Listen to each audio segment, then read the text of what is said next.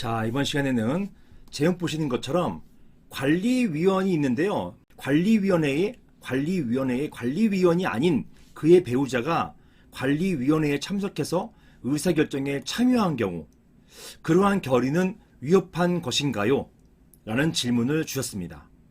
자, 관련해서 제가 살펴볼 텐데요. 과연 이게 어떤 질문인지 세부적인 질문을 한번 보시겠습니다. 한번 보실게요.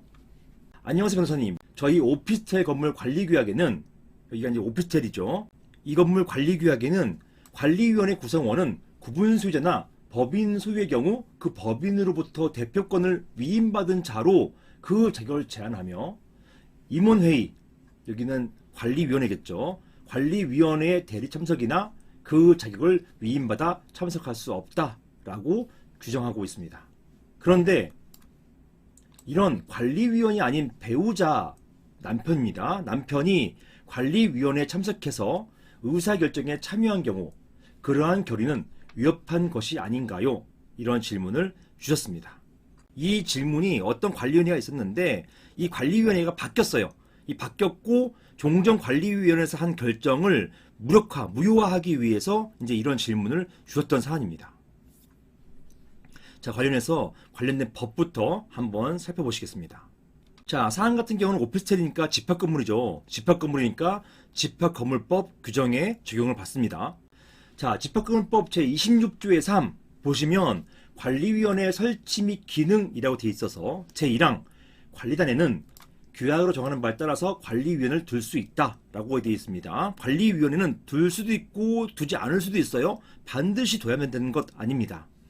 제2항 관리위원회는 이 법 또는 규약으로 정한 관리인의 사무집행을 감독한다. 사무집행을 감독한다. 제3항 제1항에 따라서 관리위원을 둔 경우에 관리인은 제25조 1항의 각 호의 행위를 하려면 관리위원회 결의를 반드시 거쳐야 한다. 다만 규약으로 거치지 않도록 등등으로 달리 정한 사항은 그러하지 않다. 이렇게 규정되어 있어요. 제25조 1항이 어떤 것이냐? 다음 보시면 제25조 1항 관리인의 권한과 의무예요. 관리인은 이런 행위를 할 권한과 의무를 가진다.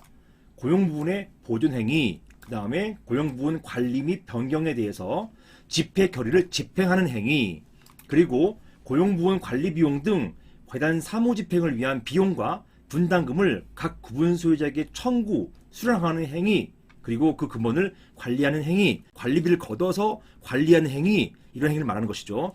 이런 행위를 할 권한과 의무가 있다라고 규정하고 있습니다. 자, 이게 바로 25조 1항이었어요. 자, 이런 행위를 하려면 반드시 관리위원회의 결의를 거쳐야 된다라고 되어 있는 것입니다. 자, 그리고요, 집합건물법 시행령을 보시겠어요. 시행령. 이 시행령 보시면 제10조에 관리위원회의 의결 방법이라고 되어 있어서 관리위원회의 의결은 규약에 달리 정한 바가 없으면 관리위원회 제적위원회 과반수 찬성. 이 면적은 아니에요. 관리위원회 그 머릿수입니다. 제적위원 과반수 찬성으로 의결한다 라고 되어 있고요.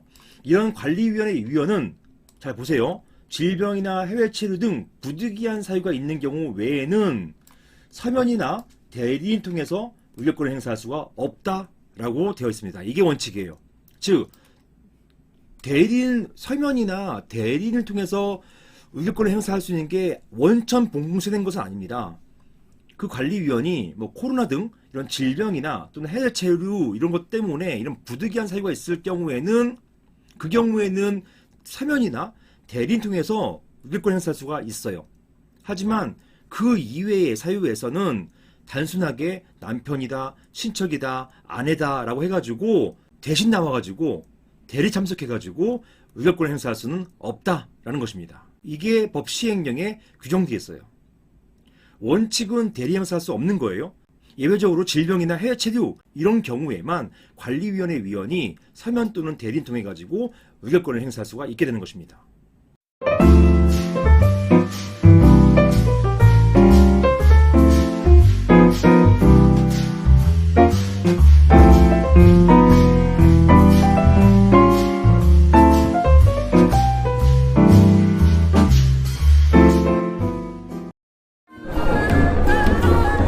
이번 역은 교대역, 법무법인 라움입니다.